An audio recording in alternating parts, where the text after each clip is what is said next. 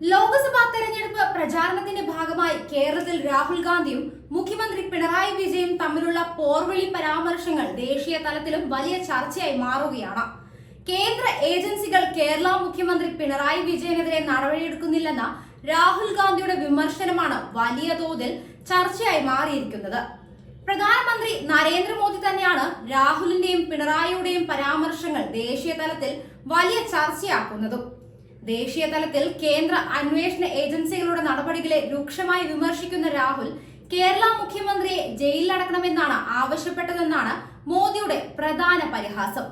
അരവിന്ദ് കെജ്രിവാളും ഹേമന്ത് സോറനും അറസ്റ്റിലായ സാഹചര്യമുയർത്തിയാണ് കേരളത്തിലെ മുഖ്യമന്ത്രിയെ അന്വേഷണ ഏജൻസികൾ തൊടുന്നില്ലെന്ന വിമർശനം വയനാട്ടിലെ പ്രചരണത്തിനിടെ രാഹുൽ ഗാന്ധി ഉന്നയിച്ചത്.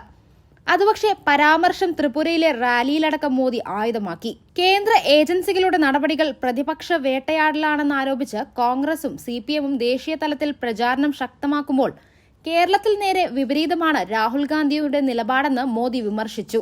അഴിമതിക്കാരെ ആരെയും വെറുതെ വിടില്ലെന്നും മോദി മുന്നറിയിപ്പ് നൽകി. നേരത്തെ കേരളത്തിൽ നടത്തിയ റാലിയിൽ മാസപ്പടിയും സ്വർണ്ണക്കടത്തുമടക്കമുള്ള വിഷയങ്ങൾ പിണറായിക്കെതിരെ മോദി ഉന്നയിച്ചിരുന്നു.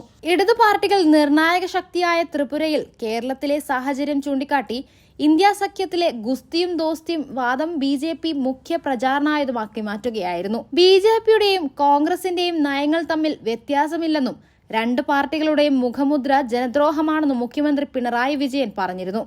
2019 മോദി അധികാരത്തിലെത്തിയതോടെ RSSന്റെ തനി അജണ്ട പുറത്തു വന്നു. ഇതോടെയാണ് പൗരത്വ നിയമം ഭേദഗതി ചെയ്തത്. അന്ന് രാജ്യത്ത് വലിയ പ്രതിഷേധങ്ങൾ ഉണ്ടായിട്ടും കോൺഗ്രസിനെ അതിന്റെ ഇടയിൽ എവിടെയെങ്കിലും കണ്ടോയെന്ന് മുഖ്യമന്ത്രി ചോദിച്ചിരുന്നു. അറസ്റ്റ് ചെയ്യപ്പെട്ടവരിൽ ഏതെങ്കിലും കോൺഗ്രസ് നേതാവ് ഉണ്ടോയെന്ന് മുഖ്യമന്ത്രി ചോദിച്ചു.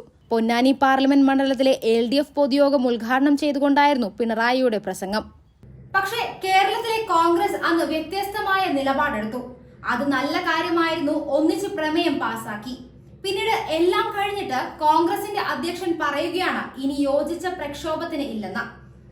കോൺഗ്രസിന്റെ കേന്ദ്ര നേതൃത്വം പിൻവാങ്ങാൻ പറഞ്ഞുവെന്ന ഒറ്റ കാരണം കൊണ്ടാണ് സംസ്ഥാനത്തെ കോൺഗ്രസ് യോജിച്ച പ്രക്ഷോഭത്തിൽ നിന്നും പിൻവാങ്ങിയത്. അതല്ലെങ്കിൽ രാഹുൽ ഗാന്ധി അത് പറയട്ടെ എന്നും പിണറായി വെല്ലുവിളിച്ചു. അദ്ദേഹം ഇവിടെ പ്രചാരണം നടത്തുന്നുണ്ടല്ലോ, രാഹുൽ ഗാന്ധിയുടെ പേരെടുത്ത് വിമർശിക്കുന്നുവെന്നാണ് പരാതി. എന്തുകൊണ്ടാണ് പ്രകടന പത്രികയിൽ ഒന്നും പറയാത്തതെന്ന് മുഖ്യമന്ത്രി ചോദിച്ചു. അതിൽ എവിടെയും പൗരത്വ നിയമ ഭേദഗതി എന്നൊരു വാക്കേ ഇല്ല. കോൺഗ്രസിന് സംഘപരിവാർ മനസ്സിനോട് യോജിപ്പ് വന്നിരിക്കുന്നുവെന്നും പിണറായി വിജയൻ ആരോപിച്ചു.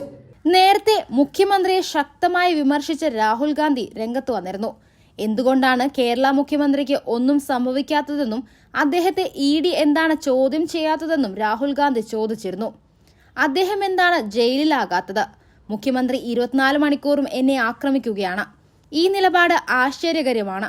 BJPക്കെതിരെ ആശയ പോരാട്ടം നടത്തുന്നു എന്ന് പിണറായി പറയുന്നു. എന്നാൽ അദ്ദേഹത്തിനെതിരെ BJP ഒന്നും ചെയ്യുന്നില്ല, രാഹുൽ ഗാന്ധി പറഞ്ഞു. ആരെങ്കിലും BJPയെ ആക്രമിച്ചാൽ BJP 24 മണിക്കൂറും അവരുടെ പുറകെ ആയിരിക്കും അന്വേഷണ ഏജൻസികളെന്നും രാഹുൽ ഗാന്ധി പറഞ്ഞു. കണ്ണൂർ, കാസർഗോഡ്, വടകര മണ്ഡലങ്ങളിലെ UDF സ്ഥാനാർത്ഥികൾക്ക് വേണ്ടി വോട്ട് അഭ്യർത്ഥിച്ചുകൊണ്ട് കണ്ണൂർ ജവഹർ സ്റ്റേഡിയത്തിൽ വ്യാഴാഴ്ച നടന്ന പൊതുസമ്മേളനത്തിൽ സംസാരിക്കുകയായിരുന്നു അദ്ദേഹം. BJPയെ എങ്ങനെ അസ്വസ്ഥപ്പെടുത്താം എന്നാണ് താൻ ഓരോ ദിവസവും ആലോചിക്കുന്നത്. പാർലമെന്റിലേക്ക് പോകുമ്പോൾ BJP MPമാർ ഇയാൾ തങ്ങളെ അസ്വസ്ഥപ്പെടുത്തുന്നു എന്ന് പറയും. അതിന് ഞാൻ വലിയ വില കൊടുക്കേണ്ടി വരുന്നുണ്ട്. BJP മാധ്യമങ്ങളെ ഉപയോഗിച്ച് എന്നെ വേട്ടയാടുകയാണ്. ലോക്സഭാംഗത്വം എടുത്തു കളഞ്ഞു. ED ചോദ്യം ചെയ്തു. ഔദ്യോഗിക വസതിയിൽ നിന്ന് പുറത്താക്കി. ആ വീട് വേണ്ടെന്ന സന്തോഷമാണ് എനിക്ക് തോന്നിയത്. ആ രാജ്യത്ത് തനിക്ക് ലക്ഷക്കണക്കിന് വീടുകളുണ്ടെന്നും രാഹുൽ ഗാന്ധി പറഞ്ഞു.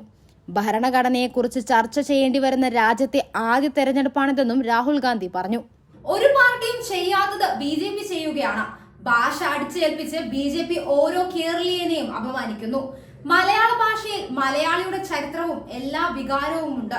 മലയാളം സംസാരിക്കേണ്ട എന്ന് പറയുമ്പോൾ ഏത് ഭാഷയിൽ കേരളം അതിന്റെ ചരിത്രം പറയും? കേരളത്തിലെ ദോഷയും തമിഴ്നാട്ടിലെ ദോഷയും വ്യത്യസ്തമാണെന്ന് മോദി മനസ്സിലാക്കണം. തമിഴ്നാടിന്റെ ചരിത്രം മനസ്സിലാക്കാതെ അവിടുത്തെ ദോഷ ഇഷ്ടമാണെന്ന് മാത്രം മോദി പറയുന്നു.